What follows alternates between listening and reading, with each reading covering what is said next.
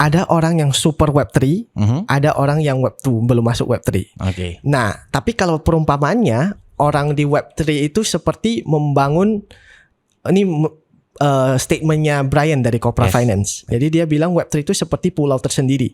Oke. Saat ini orang sibuk membangun perumahan lah, desa lah, makanan dan sebagainya, restoran di dalam pulau tersebut. Yes. Tetapi pulau tersebut belum banyak penghuninya. Yes, betul. Sebelum kita fokus hanya ke pulau tersebut, kita perlu fokus menjembatani pulau yang besar itu untuk masuk ke sini.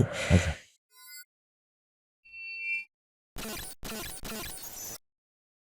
Halo Builders, selamat datang di podcast Block Dev Talk, sebuah podcast yang akan mengulas proyek-proyek menarik, tren terkini, dan potensi luar biasa yang dihadirkan oleh teknologi Web3 atau blockchain. Saya Greenman Ron selaku host dan juga edukator Block Dev ID yang akan menemani kalian di podcast kali ini. Nah, kali ini kita kedatangan tamu yang luar biasa nih. Seorang yang backgroundnya dari keuangan di dalam dunia Web2 dan kurang lebih juga 4 tahun sudah mendirikan beberapa startup. Mulai dari 2020 lalu terjun ke Web3. So, mari kita sambut Mas Wilbert dari Stellar. Halo Mas Wilbert. Halo Selamat. Mas. Gimana? Apa kabar? Baik, gimana? Baik, oke nih. Lagi sibuk apa nih Masnya sekarang nih? Masih building Stellar lah sekarang. Masih building Stellar. Oke nih. Oke, sebelum kita mulai mungkin aku boleh sedikit nanya nih background dari Mas Wilbert sendiri. Mungkin dari sebelum masuk ke dunia Web3, boleh ceritain sedikit Mas? Oke. Jadi sebelumnya saya tuh di business analyst untuk beberapa perusahaan fintech. Ada beberapa kayak OLX, Axiata, Grab juga. Kemudian terakhir baru basically media analyst, sales analyst dan sebagainya. Baru tertarik dengan blockchain. Dari 2018. Pada waktu itu Bitcoin masih 5.000 sampai 9.000. Good old times. Yes. Ethereum masih 100 sampai 200. Waktu itu mulai belajar, start dari trading, investment. My background is also investment. Jadi ada invest kecil-kecilan di Bitcoin, Ethereum. Kemudian what is this technology? Baru diperdalam, masuk ke Cardano, Polkadot dan sebagainya. Nah, awal mulanya mungkin seperti itu. Awal mulanya dari situ. Lalu kalau dari sampai situ jump in ke Web3 pertama ini langsung dengan bareng di Stellar atau ada yang lainnya? Ya, menarik sekali. Jadi pada waktu itu dengan partner sekarang itu kita ketemunya di inkubator. Namanya itu Antler. Jadi awal bisnis idea itu mau konsepnya seperti Stockbit, komunitas, tapi Web3. Tadinya seperti itu. Kemudian ketemu developer kita jadiin partner. Baru developer kita tentunya sudah mempunyai blockchain wallet sendiri. Dari sana baru kita konsepnya kenapa kita tidak kaji menjadi simplified version of MetaMask. Supaya orang-orang bisa masuk ke dunia Web3 lebih gampang. Mungkin dari sana baru jadi Stellar. Udah terbentuknya seperti itu. Gitu. Nah, kalau gitu boleh diceritain sedikit nggak Mas? Stellar itu apa sih? Project Stellar ini? Ya, mungkin sebelum cerita mengenai Stellar, cerita mengenai kenapa terbentuknya Stellar juga. Boleh. Jadi saya tuh invest di crypto tuh tiap bulanan ya pada waktu sebelumnya. Kemudian start to go big. Ada beberapa launchpad yang hit really high. Beli Polygon di 2020 bulan Julai September kayaknya. Dan dapatnya mungkin di atas 100x lah. Mungkin dari sana beberapa investment yang go really well. Mungkin kebetulan momentum juga. Yes. Nah, tapi dari sana mulai belajar dan ketemulah Celsius. Jadi sebelum Celsius itu ada beberapa AV compound maker dan sebenarnya udah coba. It was good tapi lumayan kompleks ya. Dan dari sisi transparansi dan update tidak sebagus Celsius. Celsius itu dari misinya sendiri itu for information, Celsius itu simpelnya mereka tuh jadi kayak bank tapi versi Web3. Betul, bank versi Web3. Nah, jadi kita taruh duit di tempat mereka, kripto di tempat mereka putarin ke B2B, mereka putarin ke institution, kemudian mereka kasih reward ke user. 80% untung mereka kasih ke user, 20% mereka ambil. Klaimnya seperti itu. Dan dari sisi storytellingnya semuanya was very good. Too good to be true maybe. Betul. Jadi motto mereka itu unbank yourself. Karena mereka melihat banking itu crooks. Lu taruh duit dari sisi government harus taruh duit ke mereka untuk terima gaji dan sebagainya, dan yang lu dapat itu baru berapa persen sih dari yang mereka loan keluar. Nah, jadi konsepnya bagus. Tiap minggu si Alex Mashinsky, foundernya itu ada AMA kepada teman-teman semuanya, update berapa download, berapa tim tambahan, berapa customer support yang di hire, dan dari sisi TVL dan maupun interest yang dibagikan. Jadi semuanya was very good in good times. Ya, tapi when the bad times comes, banyak band run dan company-nya went under, jadi bankruptcy. Nah, dari sisi Celsiusnya sendiri, setelah bankruptcy rupanya lah kelihatan banyak yang diklaim itu tidak nyata. Jadi mereka bilang we loan itu ke B2B yang memang mau trade, leverage dan sebagainya. Rupanya mereka ambil a lot of their own leverage untuk ke orang lain. Diambil dari sisi belakangnya yang nggak ada orang tahu gitu ya. Nggak orang tahu. Jadi klaimnya bagus banget, rupanya belakangnya kotor banget. Bahkan sebelum bank run mereka udah take their own money out beberapa. Nah, dari sana ya we know the technology is good, tapi a lot of bad practices lah kita rasa. Nah, dari sana kenapa kita kan konsepnya Web3 itu decentralized, open source dan sebagainya. Kenapa kita masih harus trust our token atau sebagainya ke orang lain? Dari sanalah why not kita gak bisa trust centralized party. Sorry for other centralized parties. Tapi let's go decentralized. Dari sanalah Stellar masuk. Oke, berarti memang dari situ awal terbentuknya, makanya dibuat terbentuknya Stellar gitu. Iya, dari pain sih itu. Jadi si Stellar ini sendiri purpose-nya gitu, sebuah project apps kah atau apa? Saat ini konsepnya itu decentralized bank. Decentralized bank, oke. Iya, mungkin subject to changes, tapi for now itu project goal-nya itu mau jadi aplikasi decentralized wallet yang paling simple. Basically orang web tuh the concept is basically MetaMask menurut kita itu terlalu kompleks untuk semua orang pakai. Dari sisi misalnya mau connect DeFi dan sebagainya itu harus approve sign dan sebagainya. Dan untuk top up sekalipun harus dari centralized exchange betul. Baru bisa. Nah, kenapa tidak ada aplikasi yang all in one tapi simple?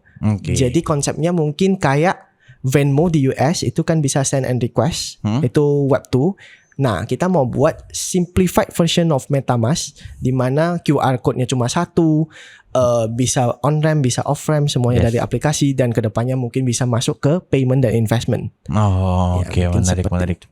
Nah, kalau dari pandangan Mas Wilbert sendiri nih gitu ya, ketika kita ngomongin wallet, tadi MetaMask itu kompleks gitu. Lalu menurut Mas Wilbert sendiri harusnya tuh kita buat wallet yang simpelnya tuh seperti apa sih? Mungkin dari sisi UI atau UX gitu. Menurut Mas Wilbert gimana? Ini sangat menarik. Mungkin kompleks ini pandangan orang beda-beda ya. Betul. Dari pandangan kita pribadi, kompleks itu contohnya protokolnya banyak. Dari sisi backend-nya berarti ya? Dari sisi backend. Jadi setiap user dari MetaMask mereka harus tahu itu network apa sih, Ethereum kah, Binance kah dan sebagainya. Kenapa tidak kita bantu simplify jadi satu network, satu QR mungkin. Jadi satu QR tersebut itu bisa pull data dari network tertentu. Jadi contohnya kita mempunyai Ethereum di Binance, di ERC20, Polygon dan sebagainya. Kenapa tidak dari sisi paling depannya itu cuman tulisannya Ethereum, begitu diklik baru dipecah. Ini rupanya di ERC20-nya ada sekian, di Polygonnya ada sekian. Jadi simplify-nya dari sana. Minimize error lah mungkin. Meminimize error. Berarti pun memang perkembangannya lebih banyak dari logic si backend-nya ini yang disimplify oleh seller itu buat jadi UI UX-nya ke depan ke user itu lebih mudah gitu ya. Lebih simple. Siap menarik. Nah, kalau menurut pandangan Mas Wilbert sendiri gitu ya, untuk kita adopsi orang awam gitu, wallet ini kan sebagai pintu utamanya gitu ya kalau kita mau explore tentang blockchain gitu. Nah, dengan sikon di karakteristik warga Indonesia atau orang-orang di Indonesia gitu, menurut Mas Wilbert ini harusnya yang kita bisa provide walletnya tuh seperti apa sih kita biar bisa untuk easy adapt buat ke mereka? Wallet untuk easy adopt ke users. Jadi, khususnya di Indonesia. Menarik. Jadi menurut pandangan kita salah satunya yang bikin adoption susah, as we know, kita tahu di crypto itu ERC20 itu sangat kuat. Betul. Nah, jadi menurut kita ERC20 agak susah untuk menambah mass adoption di Indonesia. Karena mungkin dari sisi harganya, gas fee-nya bisa $10 sampai $100. Dan untuk orang mencoba itu sudah menjadi halangan tersendiri. Nah, jadi paling simple untuk orang coba menggunakan Web3, harusnya kan itu di Web3 ada gaming, ada NFT, ada DeFi. Tapi untuk masuk ke sana mungkin bisa instead of assign proof dan sebagainya, kita pilih platform yang lebih mudah dan lebih murah. Mungkin hanya itu satu-satunya cara untuk menaikkan awareness sama adoption. Nah, tapi kalau untuk dari sisi pengetahuan gitu ya, atau informasi gitu, kayak tentang si wallet ini sendiri gitu, mungkin bisa dibilang ya, pandangan menurut Mas Wilbert sendiri gitu ya, kan kita masih kurang nih hitungannya gitu ya. Banyak orang nggak tahu ketika seed phrase itu harusnya dijaga gitu kan. Tapi mereka dengan asiknya ngasih ke temannya gitu kan. Dipakai aja, padahal tahu-tahu nanti ke drain gitu. Nah, untuk dari sisi adopsinya, dari sisi pengetahuannya gitu, menurut Mas Wilbert, apa sih better ways yang bisa kita lakukan nih gitu, khususnya di Indonesia? Oke, menarik, ini pertanyaan sangat bagus. Jadi dari sisi kita sebagai behavior orang Web 2, kita sudah terlalu nyaman memberikan data kita keluar. Nah, untuk mengubah semuanya menjadi private itu butuh waktu. Dan seperti kita lihat itu beberapa kasus data kita tersebar lah, kayak kemarin dari government juga ada issues. Betul, ada juga.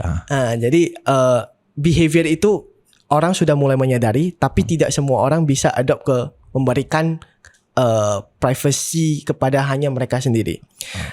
Maksudnya seperti apa? Contohnya kalau kita mobile banking app, kalau kita lupa password, kita tinggal telepon untuk bukain dong, reset dong. Betul. Di Web3, kalau semuanya udah totally on your own control, begitu lu hilang itu udah pasti gone. Udah nggak bisa, udah nggak ada yang bisa minta dibantuin ya, udah nggak bisa minta tolong ya. Nah, mungkin masih belum banyak masyarakat yang ready, siap untuk in charge of their own finance lah. Nah, jadi mungkin salah satu yang paling mudah itu kita harus mulai dari edukasi, which is yang BlockDev lakukan. Edukasi mengenai pentingnya kenapa sih kita harus men-secure private key kita sendiri. Dari sana baru mungkin sambil orang tes dengan duit kecil sampai sudah mulai nyaman, baru kita bisa expand lebih further lah. Berarti memang untuk dari sisi karakteristiknya pun juga kita harus mengetahui ya. Lokal karakteristik warga Indonesia itu seperti apa sih? Gitu, biar bisa ya terjadi ya si mass adopsi untuk teknologi blockchain itu sendiri. Benar. Gitu ya. Menarik juga nih memang, kalau kita ngomongin blockchain aku rasa kayaknya nggak akan ada habisnya gitu ya, karena saking luasnya gitu. Apalagi juga kalau kita ngomongin adopsinya pun juga masih minim bisa dibilang kan. Tapi harapannya sebenarnya kita mau lebih nunjukin teknologi itunya sendiri kan sebenarnya. Benar. Gitu. Kalau dari contoh-contoh use case gitu ya, menurut Mas Wilbert nih gitu loh, teknologi blockchain yang bisa dirasakan oleh teman-teman yang memang belum into Web3 atau so on gitu. Apa sih sesimpel contohnya gitu dari teknologi blockchain ini yang bisa dirasakan oleh mereka? Dari sisi teknologi yang paling simple, yang bisa dirasakan oleh masyarakat pada umumnya, tergantung kembali lagi di konteks industrinya. Nah, kalau dari sisi paling simple dan mungkin kedepannya paling bisa diadopt mass market itu pasti dari sisi finance, karena semua orang bakal perlu finance. Nah, jadi salah satunya menurut saya pribadi atau menurut seller juga, investment is a big thing. Contohnya banyak token-token yang diminati masyarakat hanya karena potensi gain dan untungnya dan sebagainya. Betul. Tetapi kalau kita ulik apa sih teknologi di belakangnya, itu tidak ada. Betul. Ada beberapa lah, tidak semuanya, tapi ada beberapa. Mostly. Nah, jadi dari sisi kita, why not there's an investment that is basically an index of crypto. Jadi seperti S&P, seperti IHSG kan juga ada ya, LQ45. Kita mungkin bisa mulai dari investasi di indeks itu tersendiri. Nah, jadi instead of betting di satu token atau satu crypto yang apalagi ini industrinya masih berkembang, belum tahu arahnya kemana. Broadcast.com-nya Mark Cuban juga bisa bangkrut. Betul. Nah, jadi kita mungkin bisa bet on the whole industry daripada token-token itu tersendiri. Jadi lebih ke finance mungkin. Lebih ke finance mungkin ya. Dengan memberitahu mereka bahwa oke lah seperti ini loh, mungkin harusnya kalian bisa masuk lalu kalian bisa merasakan. Yes, gitu yieldnya. Nah, oke, berarti kalau tadi aku balikin dengan soal desentralisasi gitu kan, kenapa harus we go desentralisasi. Nah, menurut Mas Wilbert sendiri sih definisi dari desentralisasi dalam teknologi blockchain itu seperti apa sih, Mas?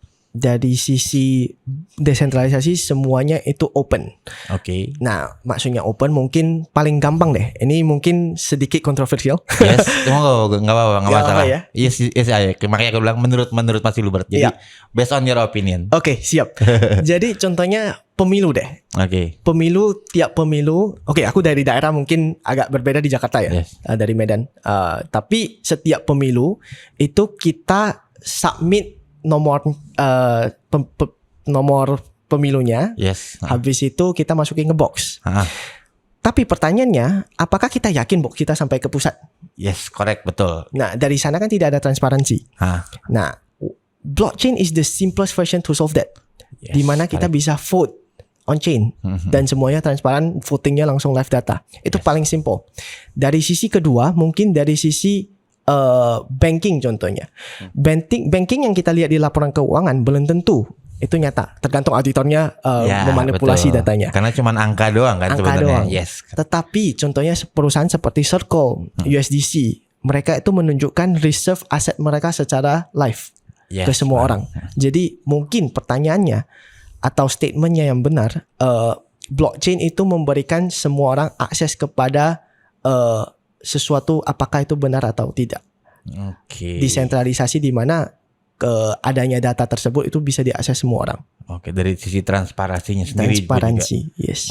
Lalu kalau kita ngomongin balik kayak mungkin pemilu nih, berarti main issue atau common issue-nya adalah kekhawatiran kita nggak nyampe nih gitu kan, yang apa yang sudah kita masukkan. Nah lalu juga dengan yang belakangan terjadi, kalau kita ngomongin security, ada security breach and so on kan terjadi. Nah tapi kalau dari menurut sepengetahuan Mas Wilbert gitu ya, si blockchain sendiri pun ini pun memang bisa menjadi suatu solusi biar hal-hal tersebut tidak terjadi dong dengan menggunakan teknologi blockchain. Pastinya benar-benar kayak gitu ya. Dan menurut lalu kalau memang bahasanya menurut Mas Wilbert ini bisa digunakan, the best way practice gitu ya, kalau kita mau ngajak scale up gitu ya, para industri-industri bisa dibilang konvensional atau Web 2 gitu.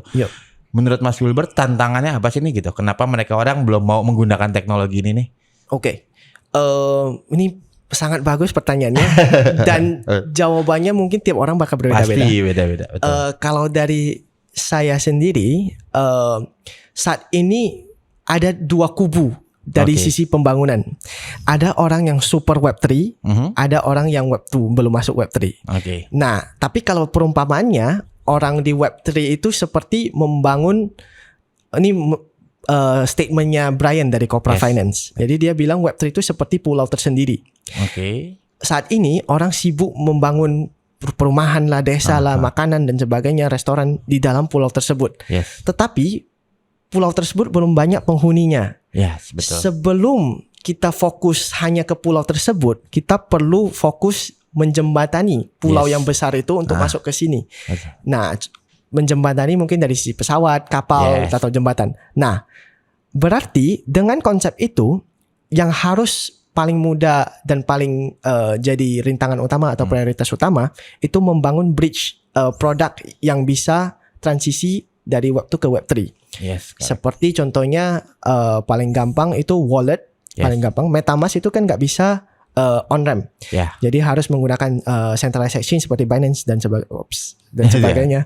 Aman terus. Aman, dan seperti centralized exchange baru transfer ke MetaMask atau wallet. Nah, itu by itself itu sudah hassle. Jadi kenapa tidak langsung decentralized wallet yang sudah bisa top up langsung ataupun off-ramp langsung ke bank pribadi. Nah, itu mungkin cara paling simple. Cara paling simple ya. Bridging-nya ya berarti memang. Makanya juga belakangan ini pun juga kalau nggak salah sudah banyak ada buzzword-nya kayak Web 2.5 and so on sebelum kita membedakan antara Web 2 dan Web 3. Benar. Gitu ya, Memang benar sebenarnya bridging-nya itu ya itu harus yang paling penting. Kita keluarkan dulu gitu. Kita tidak boleh terlalu advance ke Web 3-nya, tapi kita melupakan yang behind di mana 99% masih pakai.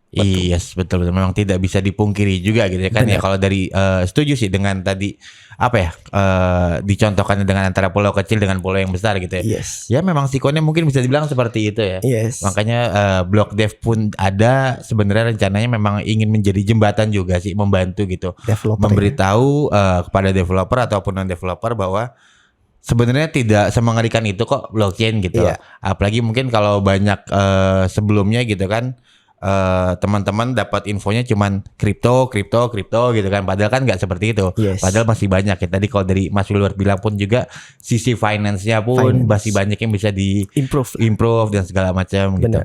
Menarik.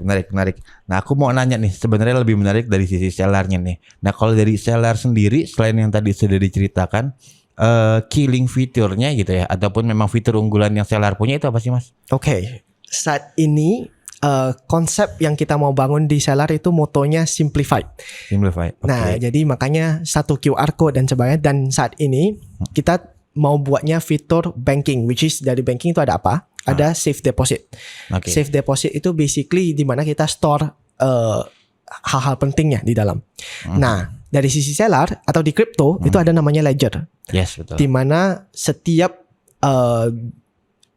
aset kita store di ledger sehingga tidak bisa diakses atau di break. Nah, dari sisi seller kita merasa satu, ledger itu teknologi yang bagus, tapi satu itu mahal. Ya, betul. Hard wallet sama. Hard wallet jutaan, dan yang kedua itu harus ada komputer. Yes. Jadi ketika mau transaksi di luar itu mungkin tidak se-secure ketika berada di komputer. Betul. Nah, dari sisi seller kita develop namanya cold wallet versi kartu NFC. Oke, menarik. Jadi basically konsepnya sama seperti ledger. Setiap mau transaksi di verify menggunakan kartu NFC. Jadi tinggal tap di HP and then after that transaksi diproses. Jadi added security. Mungkin kalau versi Web 2-nya lebih gampang itu seperti 2FA. 2FA, oke. Ya, jadi 2FA kan kita harus approve masukin pin 2FA baru transaksi atau approve whatever. Ya, bisa. Nah, seller membangun sebuah kartu yang tugasnya untuk mengapprove transaksi sehingga double confirm sebuah transaksi sebelum keluar. Oke, berarti yang menjadi sebuah proof of transaction-nya itu adalah si kartunya itu. Si kartunya itu. Oke, menarik luar biasa. Nah, tapi kalau dari aku coba balikin lagi gitu ya, sisi security. Kalau kita ngomongin terakhir juga nih lagi rame nih tentang si Ledger ini, di mana mereka mau mengeluarkan fitur katanya, oke, kalau seed phrase lu hilang bisa minta ke kita nih. Yes, gitu. Yes. Nah, tapi kalau dari sisi desentralisasi atau blockchain itself gitu loh, si seller gitu. Apakah sebenarnya menurut Mas Wilbert sendiri ketika Ledger ingin membuat fitur itu it's a good thing atau memang justru malah jadinya bumerang sih? Ini pertanyaan yang sangat Yap. Jadi ini kembali lagi tiap perusahaan mungkin ada hipotesis sama analisa sendiri.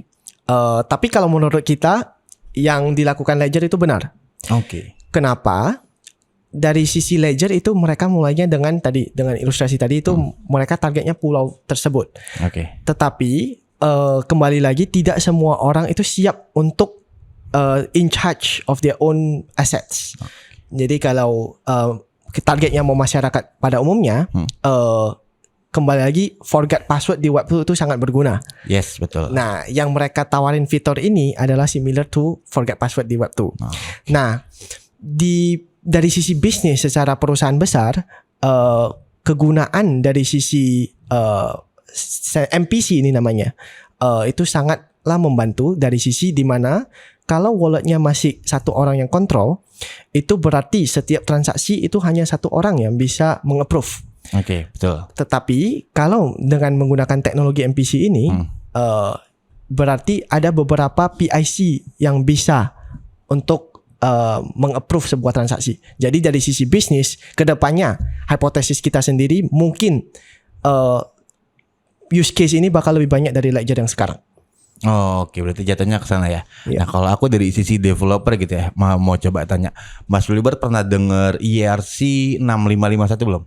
Yes. Oke, jadi kalau sebenarnya yang Ledger lakukan sih menurut gue pribadi gitu ya, dari sisi developer it's a good thing karena sebenarnya kalau balik ke pemahaman ya, kalau orang-orang tahu itu sebenarnya sudah ada fitur namanya ERC 6551 di mana kalau kayak lupa password itu pun sebenarnya bukan kita minta ke Ledgernya gitu, tapi memang dari si fitur itu. Cuman ya pemahamannya mungkin orang banyak yang belum tahu, lalu kena buzzword, jadi worried segala macam, mikirnya seakan-akan centralized, padahal bukan gitu kan. Ya sebuah challenge sih sebenarnya mungkin buat Block Dev juga bisa memberikan pemahaman fitur-fitur edukasinya gitu. Apalagi juga dari sisi development blockchain ini sendiri pun juga fiturnya belum mature semua kan, belum perfect lah ya bisa dibilang. Gitu. Oke nih. Nah, lalu kalau dari si seller sendiri nih roadmap-nya gitu ya, rencananya kapan sih akan launch produknya, atau mungkin akan start dari mana untuk di marketingnya? Thank you. Dari sisi seller sebenarnya aplikasinya sudah launch. Bisa download di Play Store ataupun App Store. Nice. SALLAR. Kalau dari sisi roadmap sebenarnya kembali lagi kita kan tujuannya mau jadi decentralized banking untuk sekarang. Nah, jadi salah satu banking saat ini kita udah punya dari sisi security, which is ledger, kartu ledger kita. Nah, setelah banking ada security, next stepnya apa? Payment, investment dan sebagainya. Nah, dari sana kita mungkin akan ngarah ke dari sisi ada kartunya, kita bisa masuk ke payment, partner up dengan banking, partner up dengan Visa, Mastercard, baru kita masuk ke banking dan payment. Baru dari sisi investasi, which is menurut kita pribadi itu bakalan jadi backbone dari semua Web3 with the growth of the business and the assets investment is going to be a big thing. Jadi salah satu roadmap kita itu bagaimana investasi di DeFi, di Aave, Compound dan sebagainya.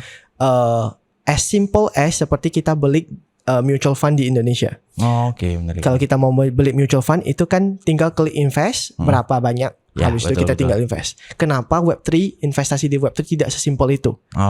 Salah satu tujuan kita mungkin mau simplify investment di crypto. Menarik. Nggak kerasa sudah lumayan lama juga nih kita ngobrol sama Mas Wilbert gitu ya. Mungkin dari Mas Wilbert ada yang mau disampaikan informasi terkait seller, misalkan kalau mau tahu atau maupun tadi download, boleh diinfo ke teman-teman Mas, bisa dicek di mana? Siap. Thank you. Jadi dari sisi website kalian bisa visit kita di www.sellar.co, XALLAR. Dari sisi Instagram kita ada juga sellar.co.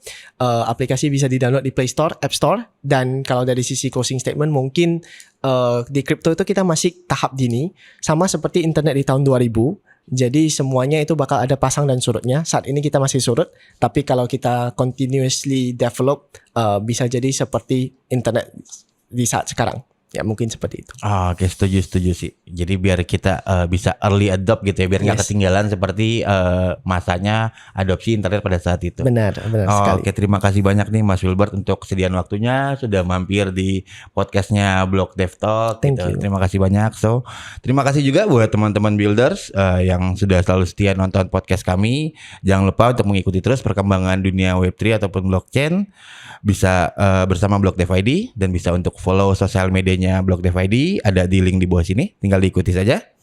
Mari kita belajar bersama, ikut turut serta dalam membangun perkembangan dunia Web3 dan blockchain khususnya di Indonesia. Saya Greenman Ron, izin pamit di acara Block Dev Talk kali ini. See you again builders, bye-bye. Anda suka topik-topik seperti ini?